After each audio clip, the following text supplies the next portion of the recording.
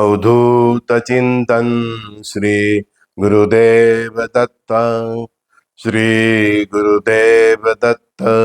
श्री गुरुदेव दत्त।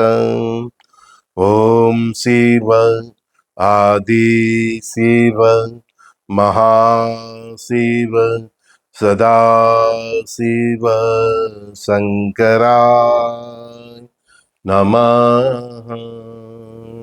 ओम शिव आदि शिव महाशिव सदा शिव शंकराय नमः। ओम शिव आदि शिव महाशिव सदा शिव शंकराय नमः। अवधूत चिंतन श्री गुरुदेव दत्त। श्री गुरुदेव दत्त। श्री गुरुदेव दत्त। गुरु पूर्णिमा के दिन कई बच्चे विद फैमिली मिलने आए, गुरु पूजन करने आए। और उनके लिए मैंने भी घर में एक छोटी सी गुरु पूजा रखी थी, जो आप सब ने कल, हाँ, आपने भी देखी सबने। पूरा दिन सत्संग हुआ, सबको समझ में आ गया। बोला सबने कि सर आपने क्यों बोला था कि मैं व्हाट्सएप गुरु नहीं हूं।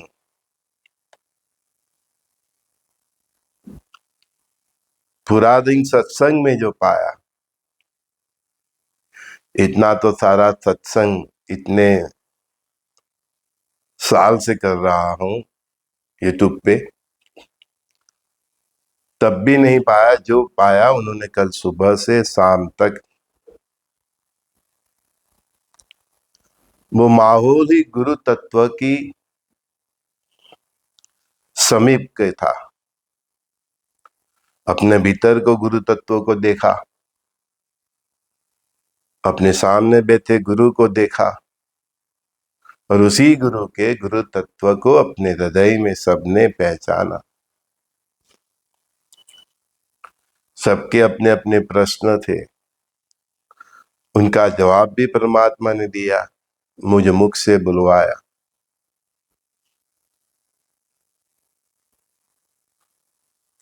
सत्संग का मतलब ही सत्य का संग होता है। जो भी ऋषि होते हैं, गुरु होते हैं, अगर वो सत्य के मार्ग पे है, उनके सानिध्य में बैठने मारने से हमारी भीतर की चेतना जागृत होती है। इसीलिए बोला कि कम से कम आप जिसको गुरु मानते हो, उसको गुरु पूर्णिमा के दिन उनको मिलने जरूर जाना चाहिए, उनका वंदन करना चाहिए, प्रणाम करना चाहिए, उनकी पूजा करनी चाहिए। और वो जो अपने जीवन का सार बोध दे, उसको ग्रहण करना चाहिए। गुरु महाराज कहते थे, साल भर मंदिर मत आओ कोई बात नहीं, लेकिन गुरु पूर्णिमा को दिन गुरु महाराज को मिलने जरूर आना चाहिए। कुछ नहीं है तो एक फूल लेके आओ, पर कुछ ना कुछ लेके आओ। जैब में चवन्नी नहीं है तो कोई नहीं, रास्ते में जो भी फूल मिले उसको तोड़ दो और गुरु के चरण में रखो। गुरु को सब मालूम है कि तेरी जैब की क्या हालत है।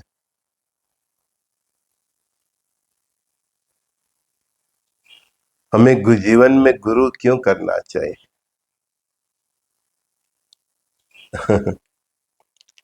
जो अपने आप को बहुत होशियार समझते हैं, बोलते हैं समय ही सबसे बड़ा गुरु है। समय को बदल सके वो ही तो गुरु है। आप गुरु के पास जाते ही नहीं, अपने अहंकार में रहते हैं। कि मैं ही सर्वस्व हूं, मैं सब कुछ कर सकता हूं। और कुछ लोगों के पिछले जन्म के कर्म इतने अच्छे होते हैं तो उनको धंधा व्यापार सब मिल जाता है, तो वो वही समझता है कि मैं स्वयं गुरु, खुद का गुरु बनना है, लेकिन अहंकार नहीं पालना है।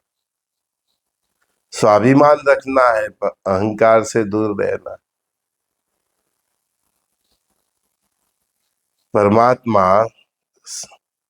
राम या वासुदेव कृष्ण ब्रह्मांड नायक होते हुए भी क्यों गुरु किया? तो कल गुरु पूर्णिमा के दिन ऐसे भी मैसेज आए कि समय ही सबसे बड़ा गुरु है। समय अनुभव देता है, ज्ञान नहीं देता। समय इस दुनिया में ठोकरों से आपको इस दुनिया में संसार में किस तरह से रहना चाहिए, किस प्रकार से व्यवहार करना चाहिए, वो सिखाता है। समय ज्ञान नहीं देता। ज्ञान के लिए और अपनी आध्यात्मिक उत्कर्ष के लिए आपको गुरु के पास जाना ही पड़ेगा। तो ये अहंकार, ये मिथ्या अभिमान या भ्रम से दूर रहिए।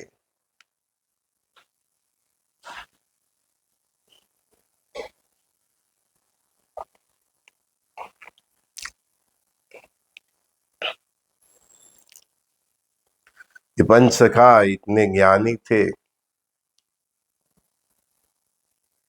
फिर भी जगन्नाथ को ही अपना गुरु मान के सब क्यों लिखा? कोई भी ऋषि मुनि सबका देख लो, सबके गुरु है, क्योंकि गुरु ही ज्ञान देता है, संसार केवल आपको अनुभव देता है। अब आपको प्रश्न होगा कि गुरु महाराज आपने बोला है कि गुरुदेव अनुभव से ज्ञान दिलाते हैं, तो गुरु महाराज जो आपके जीवन में परिस्थिति लाते हैं और वो अनुभव से जो आपको ज्ञान मिलता है वो अनुभव, और संसार की ठोकर खाने से जो मिलता है आपको अनुभव, उससे अनुभव ही मिलता है, ज्ञान नहीं मिलता। तो उसमें फर्क है। गुरु की कृपा से और परमात्मा की कृपा से जब आपके जीवन में घटनाएं घटती है तो आपको कोई न कोई ज्ञान पिलाने के लिए ही होता है। अदरवाइज आप संसार में जीते हो, हर रोज इकावे दावे झूठ मूठ ये सब चलता रहता है, धोखा फरेब। तो उससे आप सबक लेके इस संसार में कैसे जिया जाए वो सीख सकते हैं। लेकिन आध्यात्मिक मार्ग में जो जरूरी है वो ज्ञान, वो बिना जीवन में गुरु के पॉसिबल ही नहीं।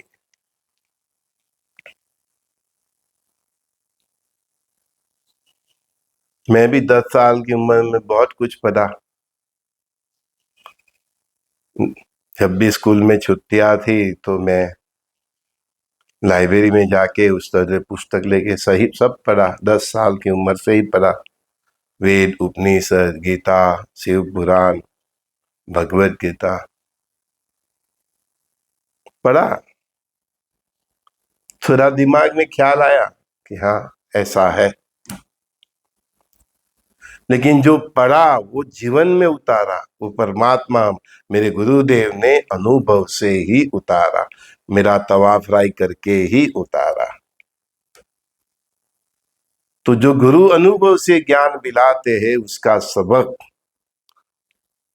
अगर आपका अगला जन्म है तो तब भी रहता है। अदरवाइज संसार में जो ठोकरें खाते हो, उससे जो सबक सीखते हो, उसका अनुभव आपको ये जीवन पर्यंत ही रहता है। तो संसार से सबक मिलता है, और गुरु की कृपा से जो आपके जीवन में घटनाएं होती है, उसमें से आपको ज्ञान मिलता है।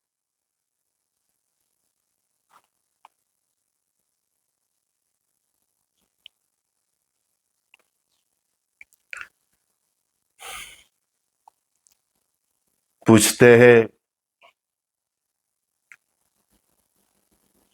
मेरे हृदय में आपकी तरह, लेकिन मेरी तरह परमात्मा के लिए भाव कैसे जागृत हो।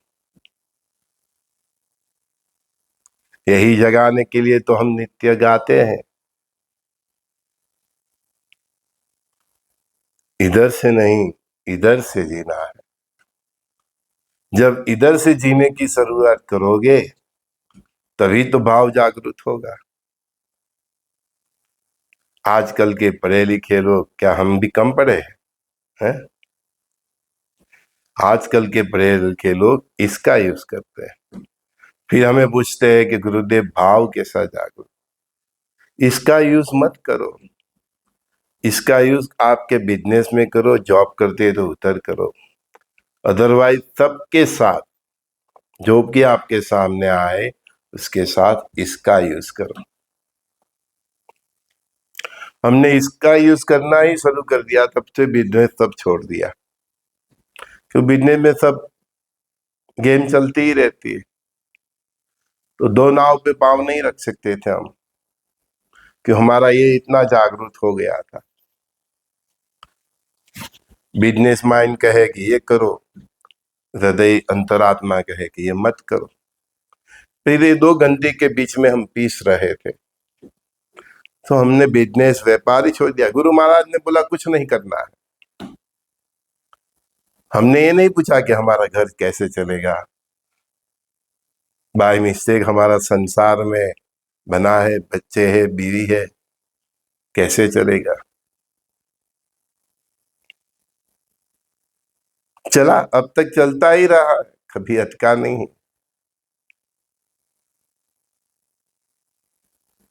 तो आध्यात्मिक मार्ग में उत्कर्ष करना है तो इसका यूज कीजिए।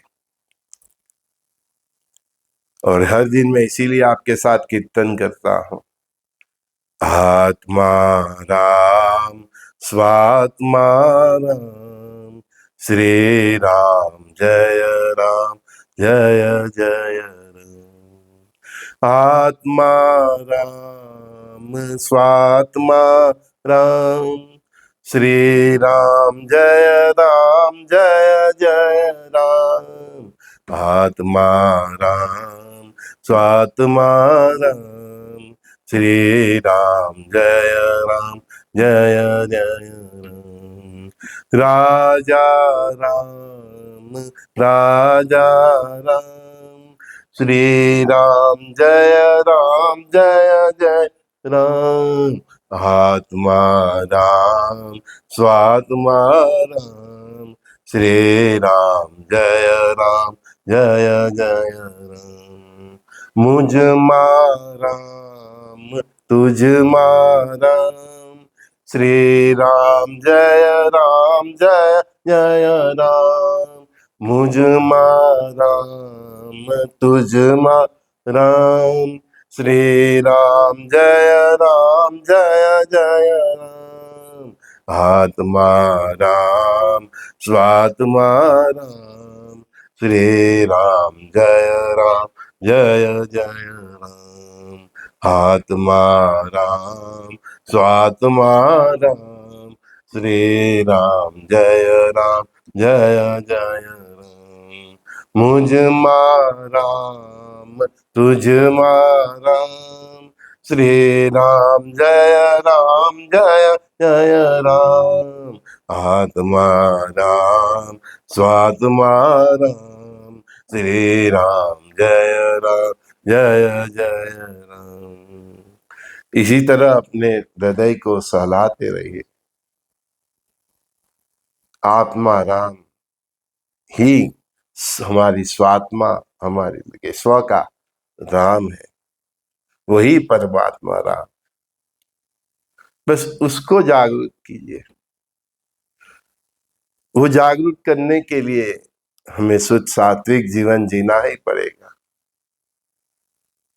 हमारा चरित्र संभालना पड़ेगा, क्योंकि ये देह मंदिर है तो ये इसका गर्भगृह है। तभी तो परमात्मा आपके हृदय में वास करेंगे। परमात्मा को पाने का इससे सरल रास्ता कोई नहीं है कि अपनी ही आत्मा, स्वात्मा में राम को बस ऐसे सलाते सलाते जागरूक कीजिए। हर दिन सुबह उठ के अपने देव स्थान में, मंदिर में जाके धूप कीजिए, दिया जलाइए, बस इसी तरह कीर्तन कीजिए। आप देखना फिर पूरा दिन आप इसका यूज करेंगे, इसका नहीं। तो ये जब आपका चरित्र बन जाता है कि आप इसका यूज करने लगते हैं, इसका नहीं, तब तक आपकी स्वात्मा राम, आत्मा राम में छुपे परमात्मा राम जागरूक होने लगते। भीतर दर्शन की या नहीं, बाहर क्यों ढूंढे, भीतर दर्शन किया नहीं, बाहर क्यों ढूंढे, खुद को इतना, खुद को इतना भूल जा बंदे, भीतरे राम मिल जाए, हाँ भीतरे राम मिल जाए, खुद को इतना भूल जा बंदे कि भीतरे राम मिल जाए। फिर ये तो बंद ही हो जाएगा। क्या पाया क्या खोया, सुख और दुख, आशा तृष्णा, मान अपमान, आप सबसे पर हो जाओगे।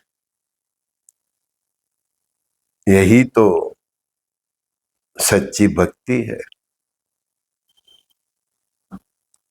पूछते हैं मैं कितना नाम स्मरण करूं। अरे भैया तू नाम स्मरण करने नहीं, खुद को भूल जाने में आया।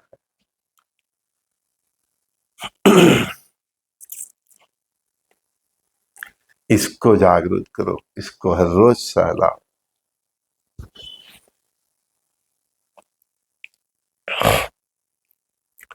फिर जब श्वासे श्वासे राम का नाम, दत्त महाराज का नाम चलता ही रहेगा, आपको मालूम भी नहीं पड़ेगा।